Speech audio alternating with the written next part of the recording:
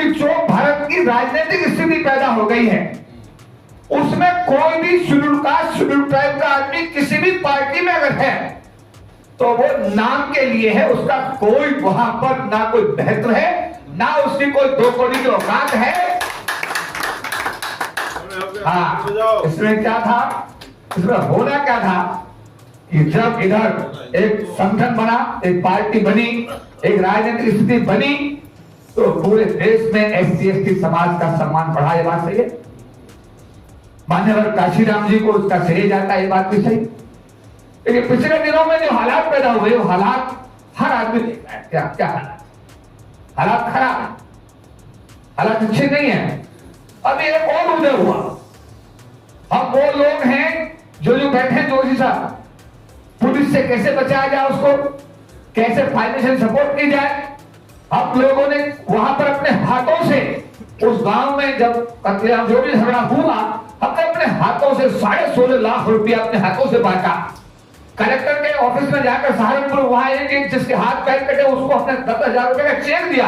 London से अपने लोगों को बुलाया, जैसा अभी भाई बता रहे थे, लंदन से लोगों को बुला के उनसे मदद कराई, अमेरिका से लोगों को बुला उनसे मदद कराई, हर तरह की सपोर्ट दी। और भारत सरकार के साथ हमने कहा इलाहाबाद हाई कोर्ट ने जमानत देती है, तुमने फिर भी रास्ता लगा रखा है, ये गलत है, इस रास्ते को हटा करके इस आदमी को दिल से बाहर निकालो। हम इस बात को क्लेम करते हैं आज मीडिया के सामने कि हमने चंद्रशेखर आजाद को जेल से बाहर कराने में महत्वपूर्ण योगदान इस महासंघ का रहा जो यहाँ बैठे में। पार्टी बन गई, पार्टी बनने के बाद सब चीजें हो गई, होने के बाद मंदिशा भी हो गई। अब हरियाणा में गए, एक को एक संग पार्टी छुड़ा दिया, दूसरे को दूसरे में घुसा दिया, अब कुल मिलाकर के कहानी को दूसरा रंग दे दिया। ये बात सही है, गलत है? कहानी को रंग दूसरा मिल गया। अब ऐसे हर जगह हो रहा है। तो हमारा काम वोट काटना नहीं है, हमारा काम सरकार बना करके अपने लोगों के हितों को संरक्षित करने का काम। यही नारा मान्यवर काशीराम जी का था। क्या है, राजनीतिक प्लेटफॉर्म समाज की आवश्यकता नहीं है आज? क्या कहां से घुसा जाता, क्या कोई संगठन प्रॉपर? अरे दल्ले जैसा भी कहे थे धीरे से दी, दल्ले भड़वे कभी इतिहास नहीं लिखते, लिखते हैं क्या? देने वाले इतिहास लिखते हैं। काशीराम ने दिया और डॉक्टर अम्बेडकर ने दिया, मान्यवर ईरान जोशी साहब सबको दे रहे हैं, देने वालों के इतिहास। अभी हमारे हिरल राजस्थान कह रहे थे, अरे राजस्थानी साहब ये दफ्तर आपके लिए तो 24 घंटे है ही उपलब्ध है। भारत के chief justice of India justice KG Balakrishna साहब भी इसी ऑफिस में हर संडे SC/ST बच्चों की लॉ की क्लास लेते हैं।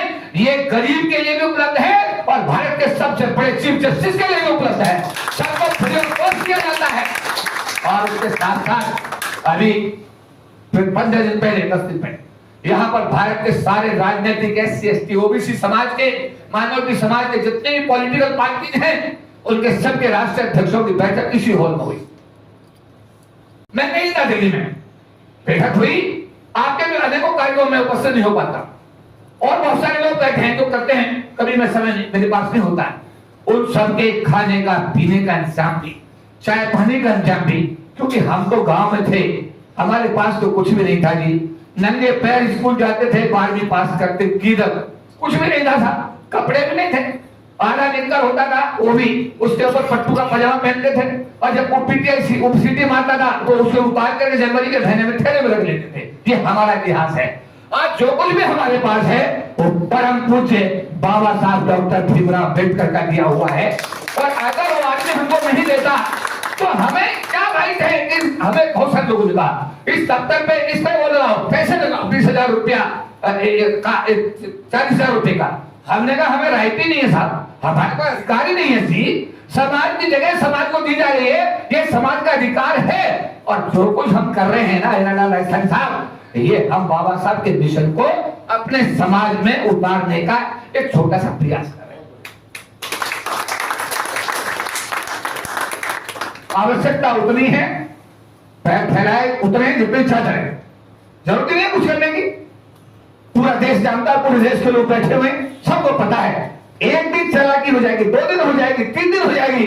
भाई साहब कहीं ना कहीं अगर मैं आज यहाँ बहुत बढ़िया बना हुआ हूं, और जब मैं लंदन के दौरे पे था, भाई साहब बता रहे थे, तो ये तो मुझे पकड़ लेते हैं लंदन में, तो भाई साहब भाई गलत काम करे, मैं था, मैंने देखा। अरे बात सही रहते हैं।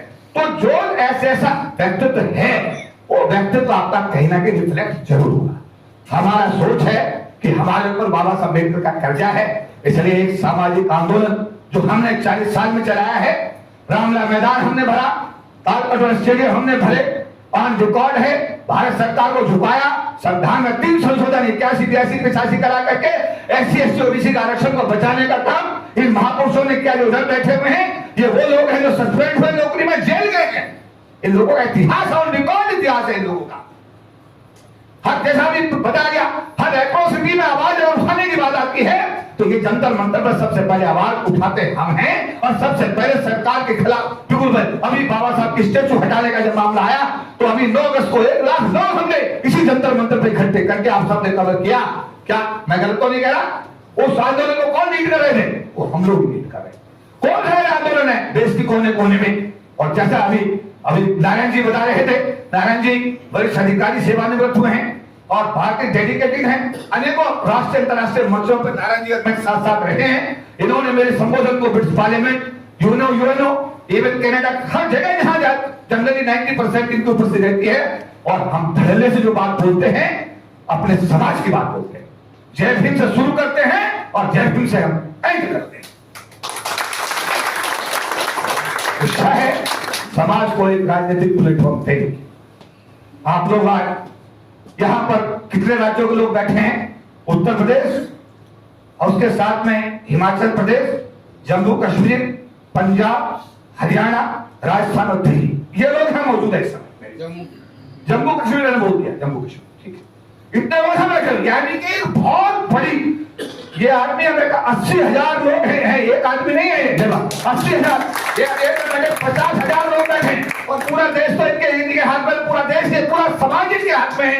एक एक आदमी यहाँ जो बैठा है, राजस्थानी पूरे जो हमारा दलित साहित्य है, जो हमारी एकेडमी, उसका सारा एक आदमी, सारा विद्यार्थियों का कार्यक्रम डॉक्टर सुंदर जी देखते हैं। हमारे वाल्मीकि समाज के भी हमारे भाई यहाँ पर, जो हमारा जो एक कहावत है, क्या गाँव में क्या बोले, क्या कहा जाता है जनरली आदमी, सारे चूहे चबा के। अरे जब हम दोनों एक ही हैं, पिछले दिनों हमारे समाज में आग लगाने की कोशिश हुई नारायण जी, और खूब कत्लेआम तक कराने की कोशिश हुई। हमने यहाँ पर बैठे दोनों समाजों को बैठाया, समझाया, झगड़े को खत्म कराया, और आज प्यार मोहब्बत से दोनों हमारे भाई, दोनों समाज एक साथ मिल करके आज काम कर रहे हैं। ये बात सही करो। समाज में जब भी विपत्ति आई है, हम लोगों ने अपने आप को छोड़ने का राजनीतिक मंच आज समाज की आवश्यकता है। माननीय जोशी साहब का भी इशारा है, इस पर विचार किया जा रहा है। आने वाले दिनों में आपको निश्चित रूप से कुछ और मिलेगा। तो कल हमने एक चर्चा की हरियाणा, उसमें हमारा जो कल हम हरियाणा में थे, गुड़गांव में, फाइनेंशियली भी आपको ऊपर आना है, आर्थिक रूप से मजबूत होना है। अब जब मैं मलेशिया में गया, मैंने पूछा कि आप तुम लोग इतने मालदार कैसे हो गए? उन्होंने कहा मैं तमिलनाडु से हम लोग पानी के जहाज में पहुंच गए, यहाँ पर मजदूरी करते थे, रोटी खाने के लिए नहीं थी। मजदूरी करी, पत्थर तोड़े, पैसे को जोड़े, जिसके पास 500 हुए, 1000 हुए, हमने छोटी छोटी जमीन खरीदनी शुरू कर दी, छोटी छोटी जमीन खरीदनी शुरू कर दी। एक आदमी नहीं खरीद सकता था, तो हम लोग सारे इकट्ठे होते थे, तेरे पास कितने, 50, तेरे पास 100, वो पैसे इकट्ठा है जमीन, और उसे जब बेचा, जो प्रॉफिट हुआ सब में बांट दिया। आज वो मलेशिया की सरकार को प्रभावित करते हैं, प्रधानमंत्री उनके कार्यक्रम में पूरी कैबिनेट के साथ में आया, इतनी ताकत मलेशिया के अंदर उन्होंने बना दी। हम लोग एक रिफॉर्म आपको ये भी देंगे आने वाले दिनों में। यमुना एक्सप्रेस वे पर खूब लोग पैसे कमा रहे हैं, खाटू श्याम एक और आज के डेट में बड़ा बर्निंग पॉइंट हो रहा है, वहां पर भी खूब लोग पैसे कमा रहे हैं। पर हमारे लोगों को ठगा जा रहा है। हमारे लोग अगर कहीं बेचारे कुछ ले भी लेते हैं, तो पता लगता है कि 100% लोगों के साथ धोखाधड़ी हो रही है। महासंघ आज एक जिम्मेदारी ले रहा है कि हम लोग उन सब चीजों को पता करेंगे, उन बिल्डर्स के साथ बात करेंगे, उनके साथ जिम्मेदारी डिसाइड करेंगे, और सब चीज अगर मार्केट का रेट आपको 500 रुपए गज का है, तो हम उसको 400 रुपए गज या 300 रुपए गज या 350 रुपए गज में लाएंगे, और उसकी पूरी जिम्मेदारी महासंघ की होगी। और आप लोग जो भी अपना इन्वेस्टमेंट करना चाहते हो, कि आए दिन मेरे चैम्बर में से केस आते हैं, साहब मेरा 200 गज का प्लॉट कब्जा लिया, साहब मेरा मकान कब्जा लिया, साहब मेरे मकान का कब्जा आज तक नहीं गया। ये रोज की समस्याएं हैं और एक दो लोग तो यहाँ बैठे हुए भी हैं। अजय जी सही बात है रहते, ऐसा है ना। इन सबको भी हमने समाधान करने के लिए महासंघ ने एक बीड़ा उठाया है कि हम लोग ये कोशिश करेंगे आने वाले दिनों में कि आप लोगों को प्रोजेक्ट हम अपनी तरफ से प्रपोज करेंगे। जिसको अच्छा लगे वो उसको चूज करो, जिसको अच्छा ना लगे उसे चूज, वो आपकी मर्जी है। तो 2 प्रस्ताव हम लोग आज लेकर आ रहे हैं, ठीक है।